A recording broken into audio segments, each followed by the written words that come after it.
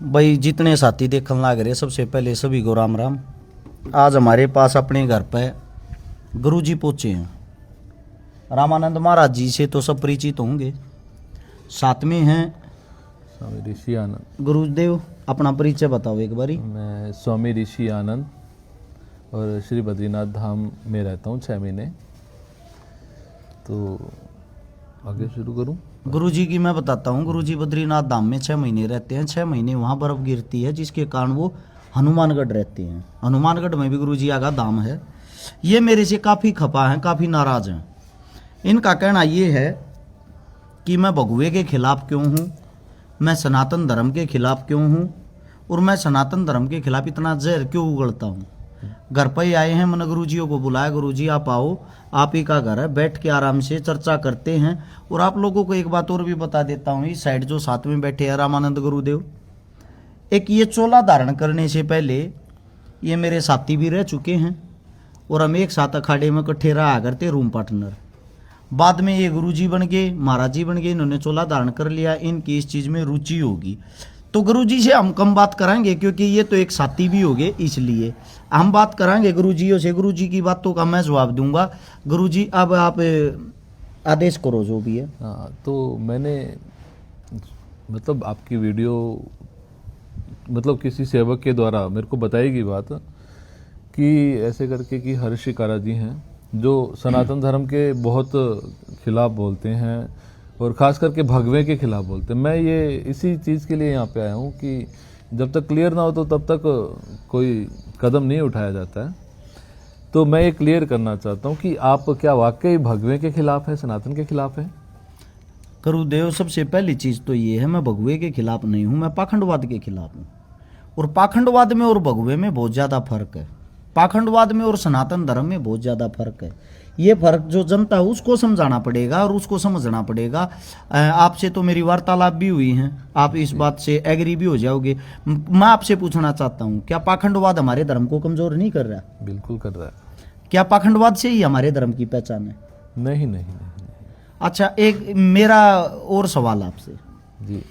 कुछ कथावाचक जिनको आज की जनता भगवान मानने लग गई है, यानी कि वे कथावाचक एक अपनी एडवर्टाइजमेंट करने के लिए पैसे दे के मीडिया को बुलाते हैं और मीडिया के सामने बैठ के पर्चियां बना के लोगों का इलाज कर देते हैं और स्वयं के इलाज के लिए वो डॉक्टरों के पास जाते हैं। मैं आपसे पूछना चाहता हूं, जब आपके प्रांगण में, आपके मंदिर में या आपके मठ में कोई भी बीमार आदमी आता होगा, किसी को खांसी जुकाम बुखार है, मैं आपसे ये पूछना चाहता हूं कि आप झाड़े से ठीक करोगे?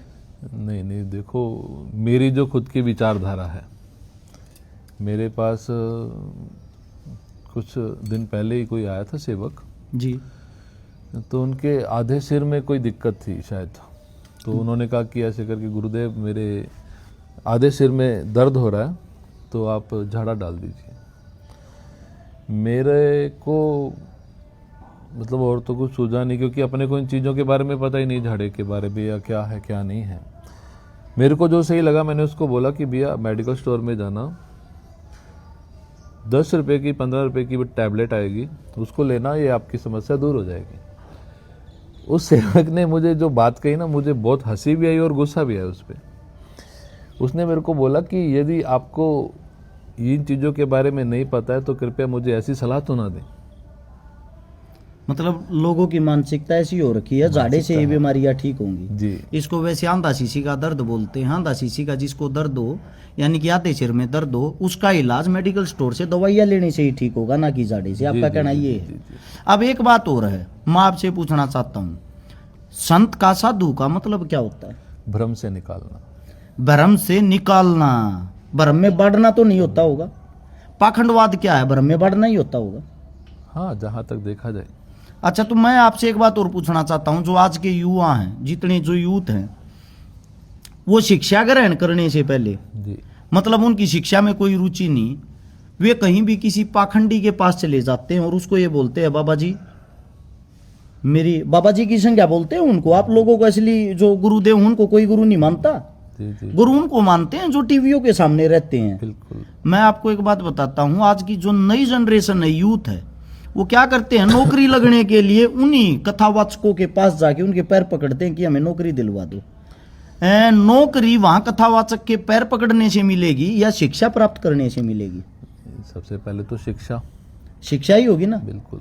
तो मेरा जो कहने का तात्पर्य है, मैं लोगों को जो समझाना चाहता हूं, मैं यही बातें कहता हूं कि भाई जो पहलवानी करता है उसको पहलवानी करने से ही ख्याति प्राप्त होगी, बिल्कुल, ना कि वहां जाके कथावाचकों को पैर पकड़ने से। दूसरी चीज ये है, आपको ये नहीं लगता ये जो कुछ कथावाचक जो कहीं पे भी कथा करते हैं, अपने आप को धर्म प्रचारक गुरु बताते हैं, वो जी, उनकी जो प्रॉपर्टी है, वो प्रॉपर्टी अगर आप कभी सरकार से उजागर करवाने के लिए कहो या चेकिंग करवाओ, वो एक बार कथा करने के 1 करोड़ रुपए लेते हैं। तो उसको आप धर्मगुरु कैसे बोल सकते हो? वो तो एक धंधा हो गया ना। देखो हर तरह के इंसान है यहाँ जी। अब दुनिया में 50% लोग भगवान को साक्षात भी उनके सामने प्रकट हो जाए ना, उनको भी ये कह देंगे कि आप साइड पे हो जाइए, थोड़े दिन के लिए मैं बैठ जाता हूँ। ये बात ठीक है। और समाज ये नहीं है कि सभी कथावाचक गलत हैं। ऐसे ऐसे कथावाचक भी हैं जिन्होंने दुनिया को सही मार्ग दिखाया है, सही मार्ग दिखाते आ रहे हैं और आगे भी दिखा रहे हैं। कुछ चुनिंदा ऐसे कथावाचक हैं, पर ज़्यादातर ऐसे भी हैं जैसा आप कह रहे हैं कि, और मेन है सबसे बड़ा कसूर तो दुनिया का है ना। यहाँ पुराने संत भी कहते हैं कि यहाँ बेवकूफ़ बनाने वाला होना चाहिए, दुनिया बेवकूफ़ बनने को तैयार पड़ी है। हमारा यही मेन मोटिव है गुरुदेव। जो दुनिया बेवकूफ़ बन रही है, हम ये चाहते हैं उस बेवकूफ़पने से बाहर निकले और सच्चाई से अवगत हो, सच्चाई को जाने। मैं आपको एक बात और बता देता हूँ, मैं धर्म के खिलाफ नहीं हूँ, मैं धर्म के साथ हूँ, लेकिन हमारे धर्म को वो पाखंडवाद खा रहा है, क्योंकि जो पाखंडी है ना, उन्हीं को लोग इसलिए भगवान मानने लग गए, आप लोगों को नहीं। कहीं ना कहीं छवि खराब हो रही है यहाँ। सनातन भगवे पे दाग लग रहे हैं, दाग लग रहा है। और जो बात मैंने सुनी उसी चीज की वजह से तो मैंने आपसे संपर्क किया। जी जी जी। कि सनातन के खिलाफ बोलते हैं और खास करके भगवे के खिलाफ बोलते हैं कि वो भगवे का विरोध करते हैं। तो ये आप इस चीज पे थोड़ा सा मतलब ये क्लियर कीजिए कि क्या वाकई आप भगवे के खिलाफ हैं? गुरुदेव, मैं भगवे के खिलाफ नहीं हूँ। मैं हिंदू धर्म के अंदर मैंने अगर जन्म लिया है, मैं अपने धर्म का काफ़ी सम्मान करता हूँ, लेकिन मेरा एक सवाल है, क्या कोई अन्य धर्म हो उसको गालियाँ देना ही हमारे धर्म की पहचान है? नहीं, हमारा धर्म सिखाता नहीं है। नहीं सिखाता ना हमारा धर्म। तो हम लोगों को इतना ही कहते हैं कि वे इंसान जो किसी धर्म को टारगेट करते हैं, वे हकीकत में साधु संत हो ही नहीं सकते, चाहे किसी भी धर्म के हो। वो सबकी अलग अलग विचारधारा है। अच्छा, मेरा एक सवाल और था सर जी। मैं एक बारी, मुझे हंसी भी आती है बताते हुए, एक ऐसे साधु संत के पास गया जिन्होंने मेरे को अपना फ़ोन नंबर दे दिया जी। और उन्होंने मेरे को बताया, अगर आपके घर में कोई भी समस्या किसी भी प्रकार की हो जी, आप मेरा नंबर ले लो, फ़ोन पे ही झाड़ा लगा के मैं आपका इलाज कर दूंगा, और साथ में आपके घर की कोई भी समस्या हुई 2100 रुपये आप पेटीएम डाल देना, यहीं बैठे बैठे घर के अंदर सुख शांति बना दूंगा। ये संभव है? मेरा जो मानना है, झाड़े मात्र 3 ही तरह के होते हैं। जैसे कि एक सूक्ष्म शरीर, ऊपरी हवा, भूत बाधा। जी। दूसरे नंबर पे वो दाने निकल जाते हैं ना माता के। जी। तीसरा है नजर का। जी। ये 3 ही झाड़े जो शुरू से चले आ रहे हैं। इनके अलावा यदि आप कहें कि मेरा हाथ दर्द हो रहा है या आपके पारिवारिक घर में कोई बात हुई है, कहीं सुनी हो गई है किसी के साथ, वो झाड़े के जरिए नहीं सुधारा जा सकता, वो बात के जरिए ही सुधारा जा सकता है।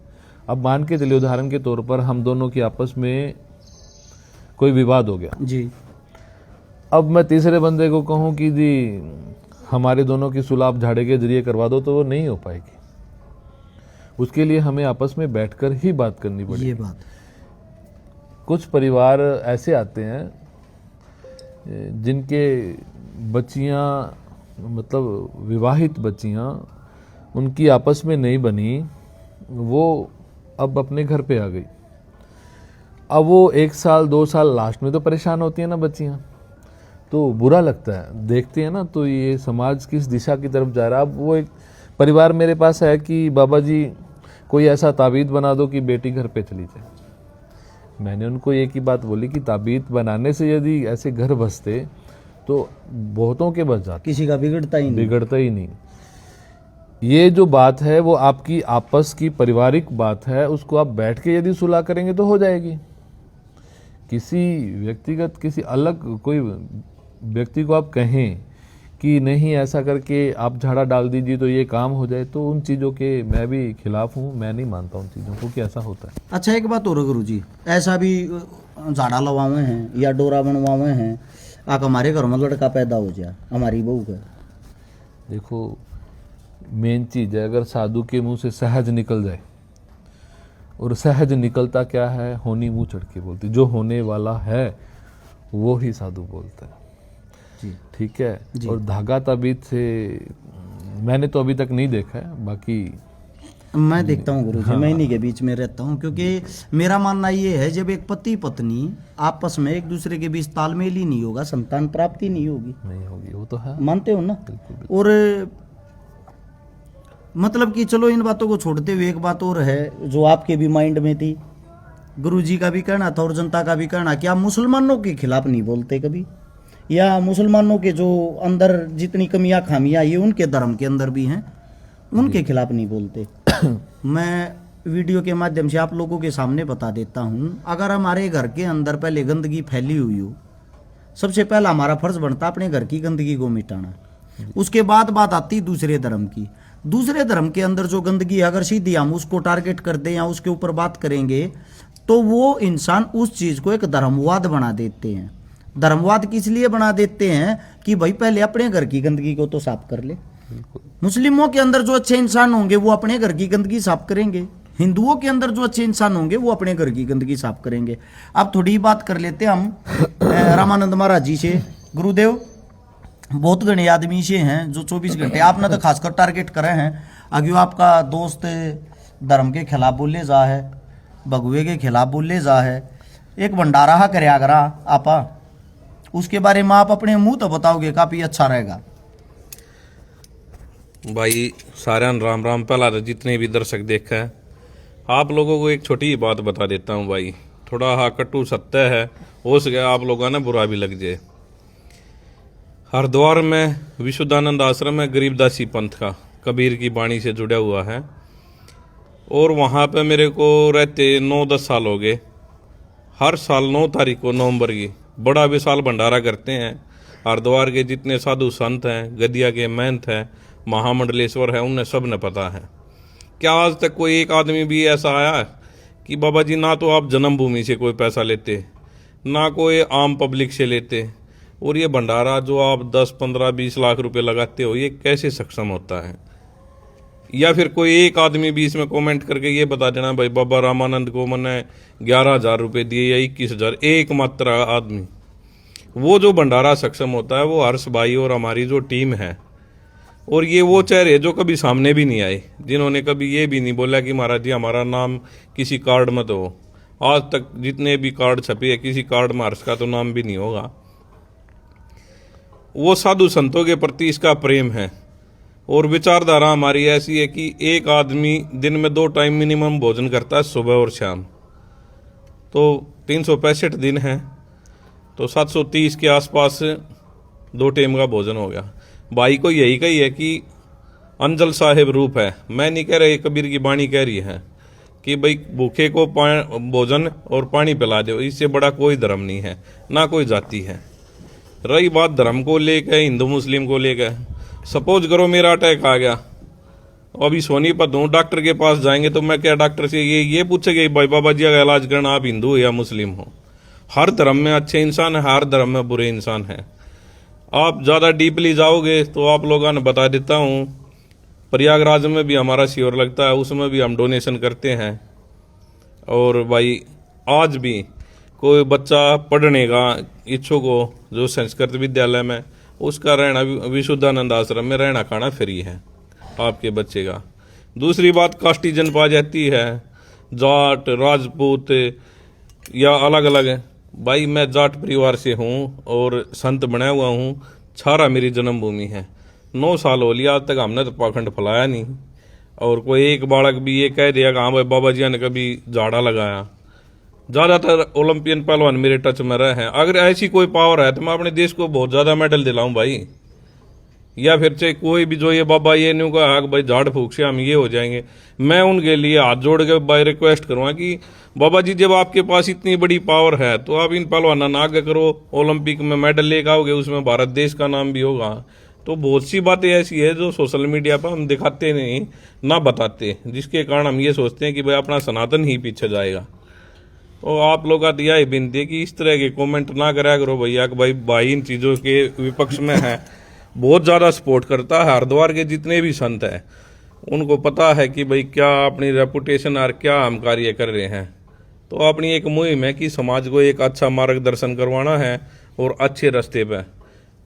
तो यही है हर्ष भाई कि जो और भी कई भाई जात पात को लेके कहते हैं भाई वो डेरा भी वही है, 2 डेरे है। मैं उस आप निस्वार्थ भाव से सेवा करो, 24 घंटे लंगर चलाओ, मेरे को 1 पैसा नहीं चाहिए भाई। कितने भाई आगे निकल कर आते हैं, वो डेरा वही है। मैं तो आप लोगों से यही कहूँगा कि आप परमानेंट वहीं रह गए अन्न का ही वितरण कर लो भाई। कुछ चीज़ें मुंह से बोलने में और ज़मीनी स्तर पर करने में बहुत दिन रात का अंतर है।